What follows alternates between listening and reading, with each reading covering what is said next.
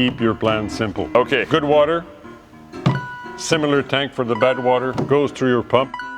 Your pump brings it to the faucet brings it in your sink, the sink brings it in your other Container. container, Okay, sounds and good. that's it. Yeah. To do that, PEX piping, Yeah, you can find that at RONA. You can shape it the way you want, you can cut it to the size you want, and it's gonna be a good tool for you. Same thing for water coming out. Has to go from there to the your tank. other tank. You can use that type of piping if you want. And the PEX is very easy to use to connect two things together. You know, PEX rings, you can use these connectors, 90-degree turns, T connectors, choice. It's like a Lego set for water. Call it Lego, and you can rent, probably, or buy if you make a lot, one of these crimpers. Put it at the right place, make sure it's nice and tight, nice and neat.